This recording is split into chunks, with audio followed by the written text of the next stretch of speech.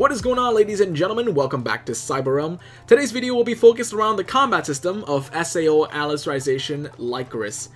Because of the convoluted menu and abstract tutorial, a lot of the mechanics in the combat system is abbreviated or entirely omitted at the beginning of the game, leaving you with only the basic knowledge of moving, attacking, and guarding, occasionally throwing a few sword skills here and there.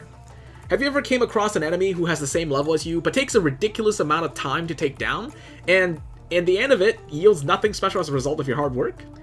Turns out, even these so-called tough enemies are nothing but mob monsters to help you practice your combat mechanics. Today, I have compiled a list of combat mechanics that will help you feel like you have gone from a rookie trainee to an elite swordsman. Let's get started.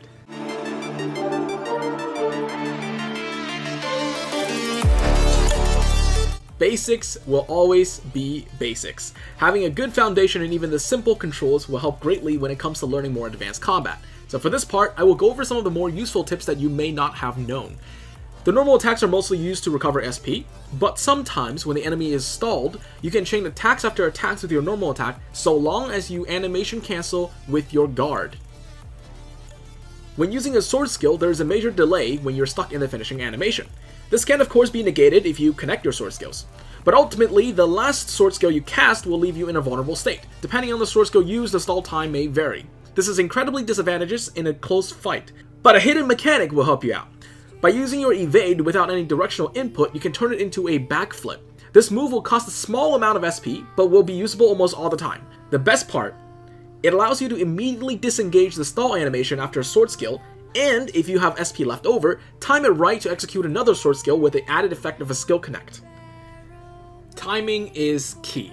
Timing has always been a vital aspect to duel-based games, and it's no coincidence that Lycoris happens to have a duel mode.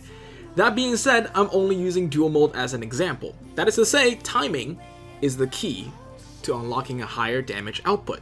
Let me explain why.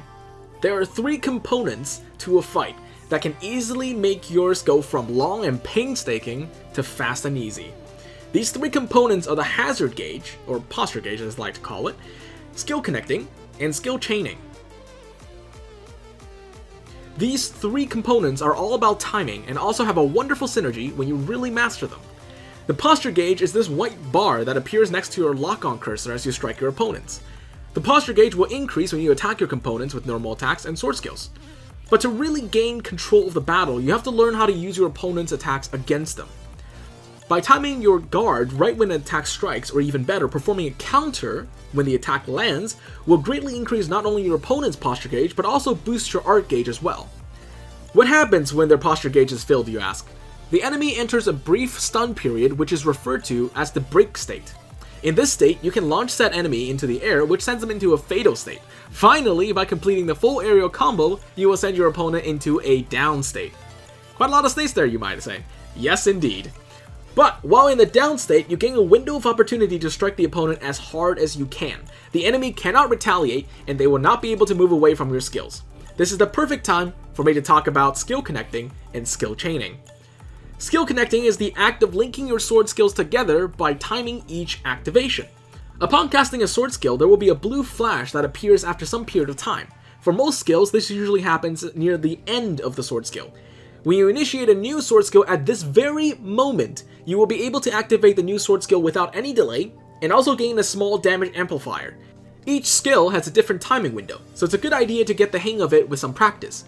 That being said, mashing your keys and hoping for a skill connect is not going to work. If you attempt to activate another sword skill before the blue flash is shown, the skill connect window will not appear at all, meaning all you button mashing monsters are going to have to learn subtlety and wait for the right timing. Now, onto skill chains. This is honestly the most useful mechanic in the game, and unfortunately the least talked about in the tutorial. Skill chains are activated when your partner and you activate sword skills at the same time. But wait, I can already hear some of you guys going, "But Cyber, Yujio never does anything, he just stands there and watches, he's useless." You know what? You're right. I've been there, I've said the same thing before, so let's get that out of the way. But that was before I learned that there was a mechanic called soul linkage mode. Please, by all means, go ahead and pause the video here if you'd like to go to your key settings and find that key for soul linkage. Found it? Good. By pressing and holding this key, you enter a state of acceleration where the time is slowed down. Here you can reconfigure the fighting style you'd like your partner to take on, as well as instructing them to initiate a sword skill of their own. Ah, I can already see some light bulbs going off in your head. By instructing your partner to use the sword skill and then immediately initiating your own sword skill, you will create a skill chain. This deals immense damage as well as a hefty increase to your opponent's posture gauge. But it all comes down to timing and getting used to using this in the middle of combat. By combining skill connects and skill chains, you can increase the level of skill chain, which outputs even more damage. Like I said, right? It all comes down to timing. So what are you waiting for? You have the knowledge now. All that's left is to put that into good use. Practice to your heart's content, master these techniques, and gain the upper hand in battle every single time. Let me know what you guys think of this video in the comments below, and please rate this video so I know whether or not to make more of these. Good luck, happy hunting, and I'll see you guys in the next video.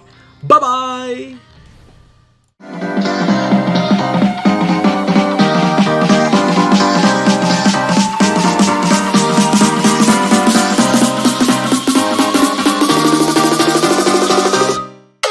It's delicious.